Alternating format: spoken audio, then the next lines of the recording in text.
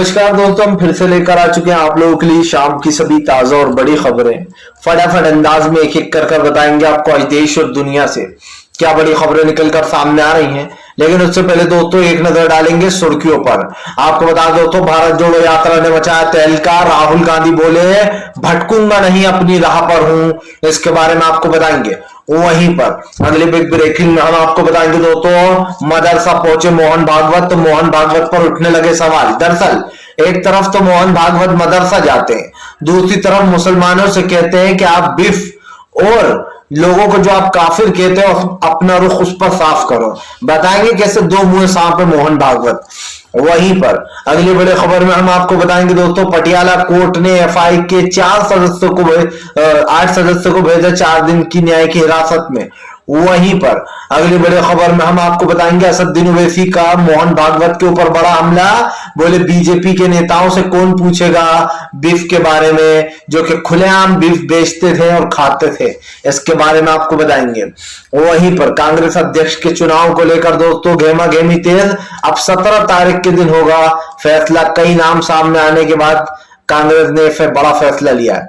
वहीं पर अगले बड़े खबर में हम आपको बताएंगे, पंजाब के राज्यपाल के खिलाफ मोहन भागवत ने खोला जो यहाँ पर भगवत मान ने खोला मोर्चा।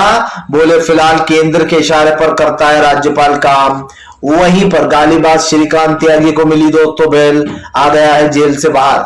वहीं पर अगले बड़े खबर में हम आपको बताएंगे, कन्हैया कुमार का बीजेपी के ऊपर बड़ा हमला। बोले फिलहाल मूर्खों की टोली है बीजेपी में। इसके बारे में भी आपको बताएंगे। वहीं पर दोस्तों इमाम इलियास ने की मोहन भागवत से बात और उनको बता दिया राष्ट्रपिता। अब आप समझिए दोस्तों, राष्ट्रपिता कौन थे? हमारे गांधी जी। और ये किसको बता रहे हैं? महाशय मोहन भागवत को। बताएंगे कैसे जो है यहाँ पर साठगांठ हुई होगी इमाम इलियास और मोहन भागवत के बीच। तो सारी खबरें फटाफट अंदाज में देंगे, एक एक कर देंगे। फिलहाल से चलिए बढ़ते हैं सबसे पहली और सबसे बड़े खबर की ओर। दरअसल दोस्तों आपको बता दें, मोहन भागवत की मुलाकात पर उठाए कई लोगों ने सवाल। ओवैसी ने भी बोला बड़ा हमला। लेकिन बात ये नहीं है। दरअसल दोस्तों कल मोहन भागवत की मुलाकात होती है मदरसे के इमाम साहब के साथ। इमाम साहब का नाम क्या है दोस्तों? इमाम इलियास। इनसे मुलाकात करते हैं मोहन भागवत और बच्चों से पूछते हैं क्या बनना चाहते हो। बच्चे कहते हैं कि हम डॉक्टर बनना चाहते हैं, कोई कहता है हम इंजीनियर बनना चाहते हैं। मोहन भागवत कहते हैं बहुत अच्छा लगा आप लोगों से मिलकर, आप लोग कंप्यूटर भी सीखिए काम आएगा। चलिए मोहन भागवत जी, ये तो हो गई अच्छी बात, चापलूसी की बात। अब आ जाते हैं असली मुद्दे पर। दोस्तों एक तरफ तो मोहन भागवत ने अभी एक दिन पहले क्या बयान दिया वो मैं आपको बताना चाहता हूं। दरअसल मोहन भागवत ने एक बयान दिया, जिस बयान में वो मुसलमानों पर निशाना साधते हुए नजर आए। उस बयान में वो कहते हैं कि मुसलमान अपना रुख साफ करे इस बात पर, बीफ खाने पर यानी कि गाय का मांस खाने पर, और जो है यहाँ पर वो जो गाय का मांस ना खाने वालों को जो काफिर कहते हैं उस पर। अब आप समझिए दोस्तों, एक तरफ तो ये मस्जिद और मदरसा जा रहा है मुसलमानों को साधने के लिए कि मुस्लिम वोटरों को साध सके और जो है अपनी तरफ कर ले। दूसरी तरफ ये लोग लगातार मुसलमानों पर ही हमला बोल रहे हैं। आप देखिए, एक तरफ तो ये बीफ खाने का बात बोलते हैं, दूसरी तरफ मदरसे पहुंच जाते हैं और इनका साथ देते हैं इमाम इलियास। इमाम इलियास ने भैया जो भी सोचकर बुलाया हो, लेकिन एक बात तो तय है, इमाम इलियास भी इनको राष्ट्रपिता बता देते हैं। राष्ट्रपिता कौन थे आप अच्छे जानते हैं, हमारे देश के गांधी जी। और आरएसएस वो इंसान है दोस्तों जिसने देश की लड़ाई में भी हिस्सा नहीं लिया। ये चड्डीधारी लोगों ने दोस्तों देश की आप समझिए लड़ाई तक में हिस्सा नहीं लिया और इनको इमाम इलियास ने जो राष्ट्रपिता का वो दे दिया। वाह भाई, मतलब अंधभक्ति की हद होती है। यहीं पर बात नहीं रुकती है दोस्तों। क्या मोहन भागवत स्मृति ईरानी की बेटी से पूछेंगे कि वो बीफ क्यों बेचती है अपने रेस्टोरेंट में, वो बीफ का बिजनेस क्यों करती है? यही नहीं दोस्तों, बीजेपी का उत्तर प्रदेश का बड़ा नेता सोमित सोम, वो भी बीफ के बिजनेस का मास्टर रह चुका है।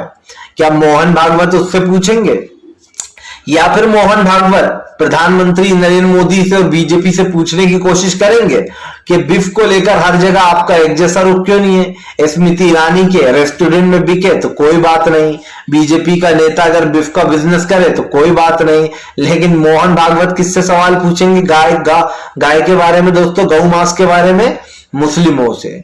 अरे मोहन भागवत जी, कहते हैं ना कि जब घर में ही चोर भरे हो तो बाहर ढूंढने की क्या जरूरत है? आप अपनी बीजेपी में ही झांक कर देख लीजिए, आपको एक से बड़े एक गौ तस्कर मिल जाएंगे। चलिए बढ़ते हैं एक और अगली बिग ब्रेकिंग की तरफ। बता दोस्तों, भारत जोड़ो यात्रा को लेकर राहुल गांधी ने मचाया तहलका, मोदी और शाह ने दोस्तों खेला नया खेल। जी हाँ, मदरसों में दोस्तों आप समझिए, अब मदरसों में पीएफआई का गेम खेल रही बीजेपी राहुल गांधी की भारत जोड़ो यात्रा से डर गई है, बौखला गई है। दरअसल दोस्तों सब जानते हैं कि इन दोनों सोशल मीडिया हो या फिर न्यूज चैनल, हर कहीं राहुल गांधी की भारत जोड़ो यात्रा का जिक्र है। जिस तरीके से राहुल गांधी कन्याकुमारी से कश्मीर तक 3500 किलो पैदल चलने वाले हैं, इसको लेकर भाजपाई बौखलाए हुए हैं। राहुल गांधी की लगभग 10 से 11 दिन 12 दिन की यात्रा हो चुकी, 11 दिन की। ऐसे में बीजेपी की बौखलाहट साफ दिखाई दे रही है। और दोस्तों राहुल गांधी की यात्रा से लोगों का ध्यान भटकाने के लिए अब पीएफआई खेला जा रहा है। और ये कल से ही खेला नहीं जा रहा है, बहुत पहले से खेला जा रहा है, जब से राहुल गांधी की यात्रा शुरू हुई है। लेकिन कल इस चीज को और हवा दे दी गई। पीएफआई के कई लोगों को गिरफ्तार किया गया है और जो है यहाँ पर 4 दिन की न्याय की हिरासत में भेजा गया है। लेकिन दोस्तों क्या सच में ये लोग पीएफआई के लोग हैं, या फिर ये बेचारे उन लोगों को टारगेट किया जा रहा है जो लोग किसी न किसी जुलूस से जुड़े हुए थे? अब मैं आपको एक नाम बताने वाला हूं जिनका नाम है वसीम। वो है दोस्तों जिनको लखनऊ से उठाया गया है कि ये पीएफआई का आदमी है, सिर्फ शक के आधार पर। लेकिन दोस्तों वसीम है कौन, इसका बैकग्राउंड जानिए। दरअसल दोस्तों वसीम नाम का व्यक्ति एनआरसी CAA के प्रोटेस्ट में शामिल था। और आपको तो पता है कि अगर कोई किसी चीज में शामिल होता है तो योगी बाबा उससे बाद में बदला लेते हैं।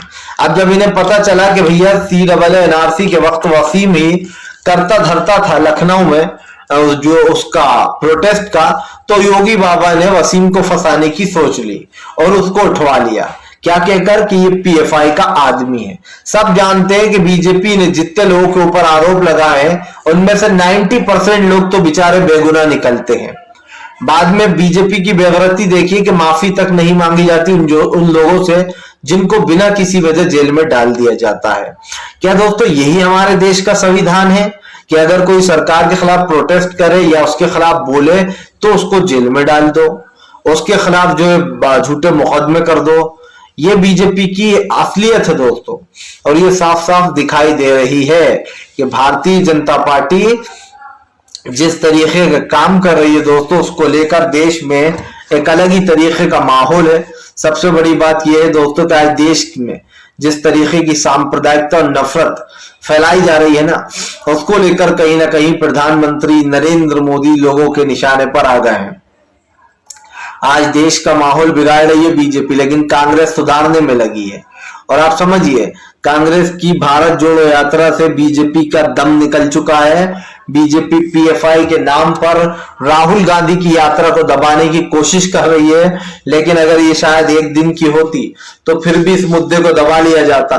लेकिन राहुल गांधी दोस्तों पूरे 150 दिन चलने वाले हैं, अभी तो 12 ही दिन हुए, 11-12 दिन। ऐसे में दोस्तों बीजेपी आप सोचिए कितनी बौखला गई है। बीजेपी को अपनी हार दिख रही है, और जब किसी को दोस्तों अपनी हार दिखने लगती है ना तो वो ऐसे ही बौखलाता है। अब प्रधानमंत्री नरेंद्र मोदी बौखला रहे, सोच रहे क्या करूं मैं, कांग्रेस की सरकार आ गई तो सब कुछ बीजेपी का गेम ओवर हो जाएगा, क्योंकि जो देश में करप्शन फैला इस करप्शन को खत्म होना होगा। चलिए बढ़ते हैं एक और अगली बिग ब्रेकिंग की तरफ। बता दोस्तों अगली जो बड़ी खबर निकल कर आ रही, मनीष सिसोदिया का बीजेपी के ऊपर गुजरात में बड़ा हमला। बोले फिलहाल एक मौका दो, गुजरात को बदल देंगे। दोस्तों आपको बता दें मनीष सिसोदिया गुजरात पहुंच गए। गुजरात में जाकर उन्होंने भारतीय जनता पार्टी के खिलाफ मोर्चा खोल दिया। सिसोदिया ने कहा कि हमारे ऊपर झूठी सीबीआई एनआई की रेडें पड़वाई जाती हैं, हमें जानबूझकर परेशान किया जाता है, हमारे ऊपर करोड़ों के घोटाले के इल्जाम लगा दिए जाते हैं, लेकिन ये लोग साबित कुछ नहीं कर पाते। आपको बता दें, मनीष सिसोदिया यही नहीं रुके। सिसोदिया ने कहा कि भारतीय जनता पार्टी ने पहली बार देश में ईमानदार सरकार देखी है, इनसे बर्दाश्त नहीं हो रहा है। सिसोदिया ने कहा कि ये बीजेपी ईमानदार सरकार को बर्दाश्त नहीं कर पा रही है और ये बीजेपी की बौखलाहट ही है। अब जाहिर सी बात है दोस्तों, किसकी क्या बौखलाहट है ये तो पता नहीं, लेकिन भारतीय जनता पार्टी की जो सच में बौखलाहट है वो साफ दिखाई दे रही है। क्योंकि सब जानते हैं कि दोस्तों इस वक्त अरविंद केजरीवाल, पंजाब में भी इनकी सरकार है, दिल्ली में भी सरकार है और अब अगला निशाना गुजरात है। लेकिन आप देखिए कि गुजरात में नरेंद्र मोदी के खिलाफ अरविंद केजरीवाल उतर तो गए और उन्होंने जमकर बीजेपी के खिलाफ मोर्चा भी खोला। कल जिस तरीके से सिसोदिया ने लोगों से अपील की है, साफ कहा कि फिलहाल बस 5 साल का मौका दे दीजिए, एक बार काम ना करे तो बाहर फेंक देना।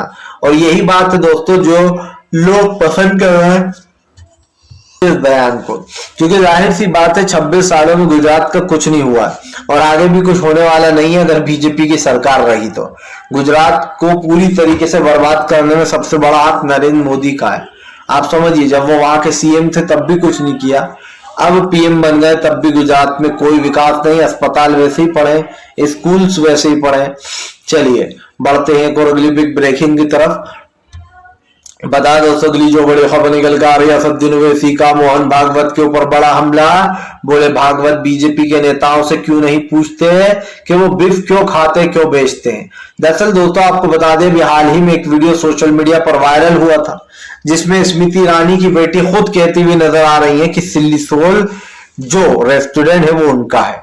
और दोस्तों सिल्ली सोल रेस्टोरेंट में बाकायदा तरह तरह की अलग अलग ब्रांडेड की बियर, शराब और दोस्तों इसी के साथ साथ वहां पर गाय का बिफ और भी कई चीजें बेची जाती हैं।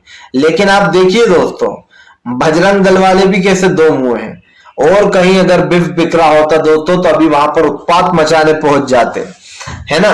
बिना आरोप के मुस्लिमों के ठेले पलट दिए जाते हैं बिरयानी के, ये झूठा आरोप लगाकर के इसमें मांस है, गौ मांस है, जबकि उसमें कुछ ऐसा होता नहीं है। लेकिन स्मृति ईरानी तो खुलेआम ये बेच रही है, उसके बावजूद भी कोई बजरंग दल या विश्व हिंदू परिषद का नेता दोस्तों आपको सिल्ली सोल पर दिखाई दिया? नहीं दिखाई देगा, क्योंकि ये सब की सब दोस्तों बीजेपी की बी टीम है, बीजेपी के संगठन है। बजरंग दल दोस्तों बीजेपी का ही संगठन है, विश्व हिंदू परिषद ये भी बीजेपी का दोस्तों संगठन है, और आरएसएस बीजेपी का संगठन है। बीजेपी ने अपने कई संगठन बना रखे हैं, भले ही बीजेपी इनसे किनारा करती हो कि हमारा कुछ लेना देना नहीं है। आप समझिए दोस्तों, कांग्रेस की सोच गांधीवादी, बीजेपी की सोच गोडसे और दोस्तों सावरकर वाली है। और आप देख लीजिए सबकी अलग अलग राजनीति तय कर रखी है सबने। अरविंद केजरीवाल ने किसको बना लिया अपना राजनीतिक कैरियर दोस्तों? भगत सिंह और जो है बाबा साहब अम्बेडकर, यानी कि सबका राजनीति का सिंबल बन चुका है। देश के जो वीर थे जिन्होंने देश के लिए कुछ ना कुछ किया उनको भी बना लिएगा, और जिन्होंने देश के लिए कुछ नहीं किया, अंग्रेजों का साथ दिया, उनको भी अपना साथी बना लिया गया। अब जिन्होंने अंग्रेजों का साथ दिया उनको तो बीजेपी ने अपना साथी बना लिया, गोडसे और सावरकर को। बाबा साहब अम्बेडकर जिन्होंने देश के लिए संविधान लिखा, भगत सिंह को जो यहाँ पर अरविंद केजरीवाल ने बना लिया अपना राजनीतिक कैरियर, और महात्मा गांधी जी की तो खैर कांग्रेस पार्टी थी, तो जाहिर सी बात है राहुल गांधी हो या सोनिया गांधी हो वो उसी के विचारों पर चलते हैं। हर किसी के पास दोस्तों अपना विचार है, लेकिन सवाल ये उठता है कि आज जो सरकार कर रही है उस चीज को लेकर सवाल उठता है दोस्तों कि सरकार की जो आज नाकामी है दोस्तों वो साफ साफ दिखाई दे रही है। और यकीन मानिए आज देश में जिस तरीके की चीजें हो रही है ना दोस्तों, उसको लेकर देश काफी दुखी चल रहा है।